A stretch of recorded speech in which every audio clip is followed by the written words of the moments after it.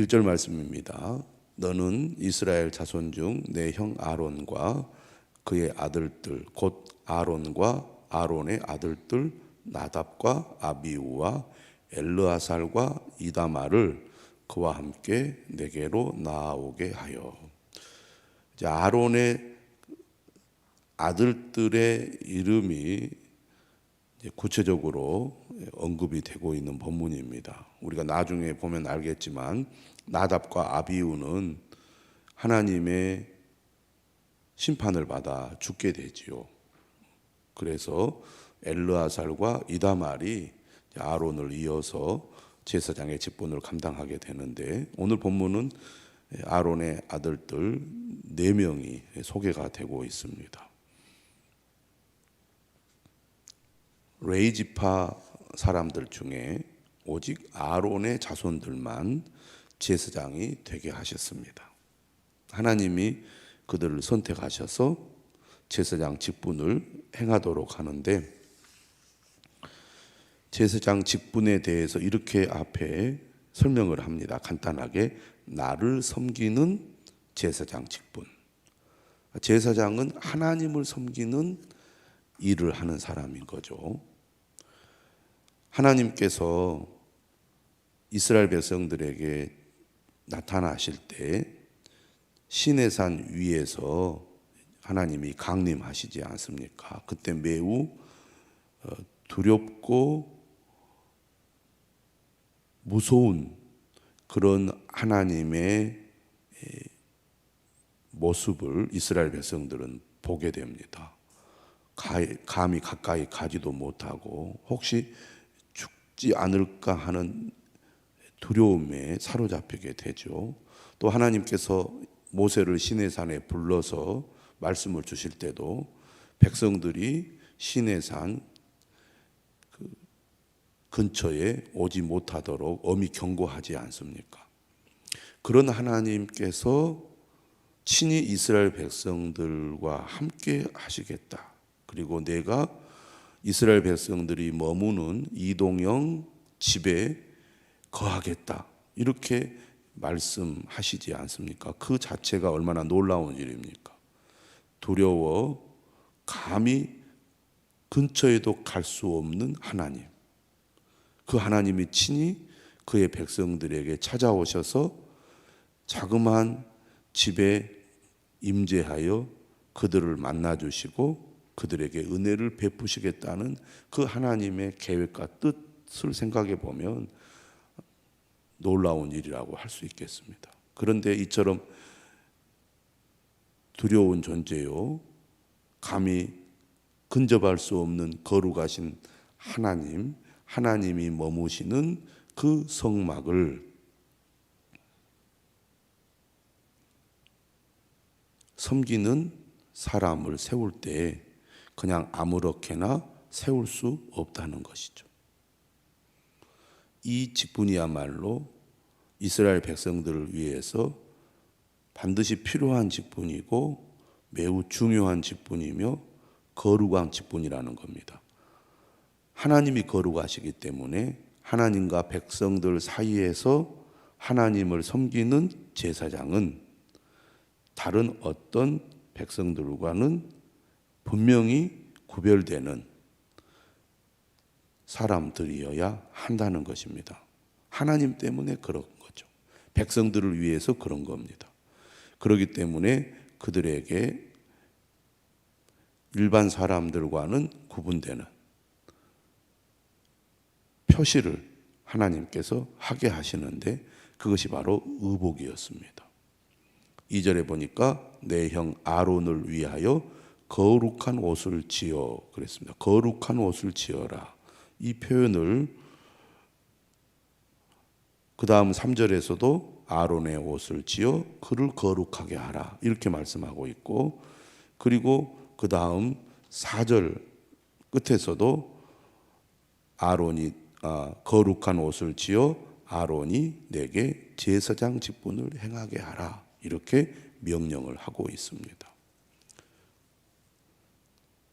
일반 백성들과는 다른 복장을 갖추게 하여 그가 하나님을 섬기는 제사장 직분을 가진 자임을 드러내라는 것입니다. 거룩하신 하나님 앞에 나아가 하나님을 섬기는 제사장이야말로 다른 사람들과는 구별된 존재여야 한다. 이것이 하나님께서 대제사장의 의복을 만들라고 명령하신 이유라고 하겠습니다. 그 옷을 입게 함으로써 사람들로 하여금 제사장이 영화롭고 아름다운 존재로 보이게 하셨습니다. 영화롭고 아름답다는 것은 화려하면서도 위험이 있는 그런 모습입니다. 복장이 주는 이미지가 있지요. 입는 옷이 초라하면 그 사람도 초라하게 보이고, 입는 옷이 화려하면 그 사람이 더욱 빛이 나지 않습니까? 하나님께서는 거룩한 옷을 만들어 입혀서 제사장이 영화롭고 아름다운 직분을 가진 자임을 사람들로 하여금 알게 하겠다는 것이죠. 그래서 이처럼 영화롭고 아름답게 만드는 거룩한 옷을 짓는 일을 아무에게나 맡기지 말고 3절에 마음에 지혜 있는 자, 다시 말하면 하나님의 지혜로운 영으로 충만한 자가 이 옷을 짓도록 명령을 하십니다. 하나님의 지혜로운 영으로 채운 자, 충만한 자는 지금 구약 성경에서 제일 처음으로 등장하는 표현입니다.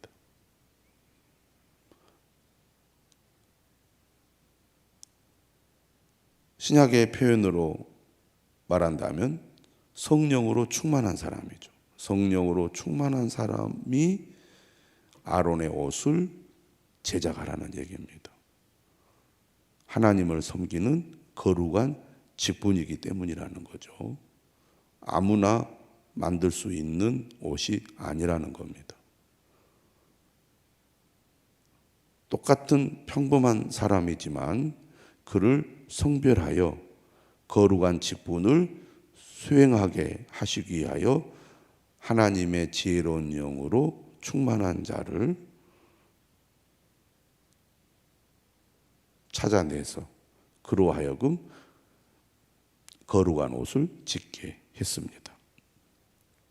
제사장, 그 중에서도 대제사장입니다. 일반 제사장은 또 복장이 이제 내일 말씀을 보면 더 단순한데 하나님을 직접 만나는 대제사장은 복장이 매우 화려하다고 하겠는데요. 그 옷에 이제 그 내용들을 살펴보니까 4절에 흉패가 있고 예봇이 있고 겉옷이 있고 반포 속옷이 있고 관이 있고 띠가 있습니다. 이 6가지 종류로 되어 있는 대제사장 의복을 이제 만들어서 입히는데요.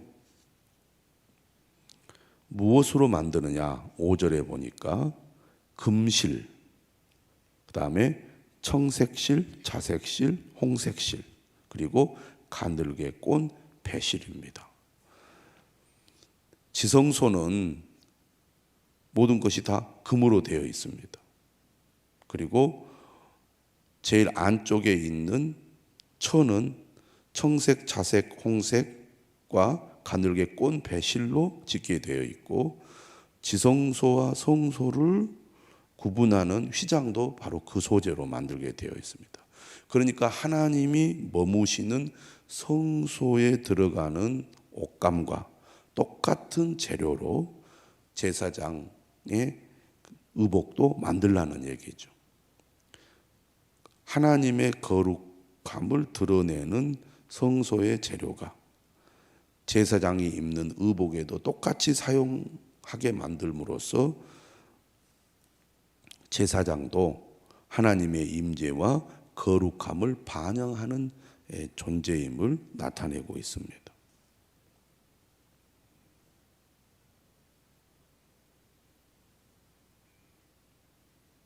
그리고 오늘 본문은 제일 먼저 에봇을 어떻게 제작해야 되는지 그 재료와 모양에 대해서 말씀하고 있는데, 에봇이 뭐냐? 여러분 그림을 보시면 알 수 있을지 모르겠지만 자세히 봐야 알 수 있습니다. 에봇은 앞치마처럼 생겼어요. 앞치마. 우리 이제 설거지 할 때 우리 주부들이 입는 앞치마 있잖아요. 앞치마와 비슷한 모양입니다. 그래서 이 팔이 없고 이렇게 끈으로 이렇게 어깨를 이렇게 연결하고 거의 이제 치마처럼 하체까지 연결되는, 위에서부터 앞치마 모양처럼 생겼다. 아니면 여성들이 그 나시 있잖아요. 나시 원피스 같은 그런 모양의 옷이라고 하겠습니다. 가장 화려한 옷이고 또 가장 겉에 이렇게 입는 옷입니다. 물론 이 에봇 위에 여러분 그림을 보시면 판결 흉패라고 12개의 보석으로 되어 있는 그 흉패가 그 위에 이제 부착이 되는데, 바로 안쪽에 있는 것이 에봇입니다. 그래서 에봇이 가장 겉에 있고 가장 화려한 모양의 옷감으로 되어 있는 옷이라고 하겠습니다. 보시면 금실과 청색, 자색, 홍색 실과 가늘게 꼰 배실로 정교하게 짜라 이렇게 되어 있습니다. 정교하게 짜라.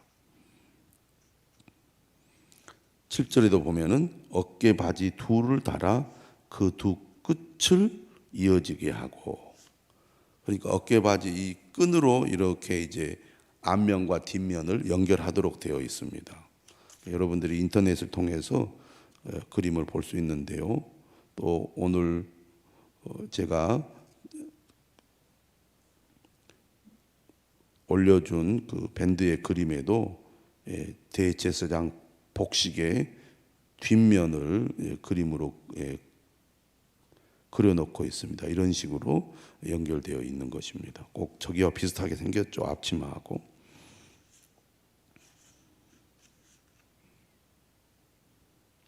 어떤 특징은 값비싼 좋은 실로 아주 정교하게 짜서 그것을 잘 이렇게 붙여가지고 제작을 하라고 말씀을 하고 있고요. 그 다음에 보면은 이제 에봇에 2개의 보석을 다는데, 여러분들이 이제 그림을 보시면 이 보석이 어디에 있느냐면 호마노라는 보석 2개를 이 에봇에 다는데, 어깨에 있잖아요. 어깨에 이렇게 보석이 양쪽에 하나씩 있습니다. 거기에 이제 2개를 하나씩 달게 되어 있는데, 그 보석 하나에 6지파의 이름을 거기에 새기도록 했습니다. 그러니까 2개의 보석에 한쪽에 6개, 또 다른 쪽에 6개, 이렇게 해서 12개의 이름, 이스라엘 아들들의 12개의 이름을 양쪽에 새겨서 여기에 달라는 것이죠. 어떻게 보면 장식입니다. 도장에 새김같이 그 아들들의 이름을 2 보석에 새겨 금태에 물리고 이렇게 띠를 둘리라는 거죠. 그 2 보석을 에봇의 2 어깨 바지에 붙여서 이스라엘 아들들의 기념 보석을 삼되, 기념 보석이라는 것은 거룩한 돌이라는 것입니다. 거룩한 돌들이라는 뜻인데, 아론이 여호와 앞에서 그들의 이름을 그 2 어깨에 메어서 기념이 되게 할지며. 그러니까 대제사장이 하나님 앞에 나갈 때는 이스라엘 백성들을 대표해서 나가는 겁니다. 이스라엘 백성들 이 12지파를 자기의 어깨에 이렇게 이제 붙이고 나가는 거잖아요. 그러니까 대제사장은 대제사장 개인이 아니라 이스라엘 백성들을 대표하는 사람이라는 겁니다. 하나님 앞에 나갈 때 하나님은 그 대제사장을 보면서 누구를 만나는 겁니까? 이스라엘 백성들을 만나는 것이고 이스라엘 백성들에게 말씀하는 것이라고 할 수 있겠습니다. 그리고 너는 금으로 태를 만들고 순금으로 노끈처럼 두 사슬을 닦고 그 따은 사슬을 그 태에 달아라. 이렇게 되어 있습니다. 여러분들이 그림을 보면서 말씀을 보시면 이해하는 데 조금 도움이 되리라고 봅니다. 이처럼 하나님께서 구체적으로 대제사장 의복을 디자인하시고 그것을 모세에게 말씀하심으로써 어떻게 의복을 지어야 하는지에 대해서 알려주셨습니다. 그만큼 하나님을 섬기는 제사장의 직분이 귀하다는 것이고 그 직분자를 통하여 하나님은 이스라엘 백성들의 죄를 용서하시겠다는 것입니다. 이 대제사장의 복장을 통하여 하나님이 그의 백성들을 얼마나 사랑하시고 또 그들에게 어떤 은혜를 베풀어 주실 것인지에 대해서 말씀하고 있다고 하겠는데요. 오늘 매일 성경에도 설명이 되어 있듯이 하나님께서 이스라엘 백성들을 위하여 대제사장을 세우신 것처럼 오늘 우리는 예수 그리스도 안에서 왕 같은 제사장으로 부름을 받은 존재이지요. 베드로전서 2장 9절에 나와 있습니다. 왕 같은 제사장. 우리는 하나님의 왕 같은 제사장으로서 하나님의 거룩함을 반영하고 드러내는 그러한 존재로 살아야 함을 오늘 말씀을 통해서 다시 한번 생각해 보게 됩니다. 매일 성경에 이렇게 설명을 했어요. 우리를 제사장으로 삼으신 하나님은 우리에게도 거룩한 새 옷을 입혀 주셨습니다. 바울 서신을 보면 그리스도로 옷 입다. 또 우리가 예수 그리스도를 믿고 변화된 삶을 가리켜서 옷 입었다는 표현을 많이 사용하고 있지 않습니까? 에베소서에도 하나님의 형상을 따라 의와 진리의 거룩함으로 지으심을 받은 새 사람을 입었다. 이렇게 얘기하고 있는데 그리스도로 옷 입었다는 것은 우리도 하나님의 부름을 받아 하나님의 사명을 감당하는 제사장으로서 하나님이 우리를 구별하셨다는 것입니다. 그러므로 우리도 구별된 존재로서 세상 사람들 앞에서 거룩한 자로 서야 한다는 것입니다.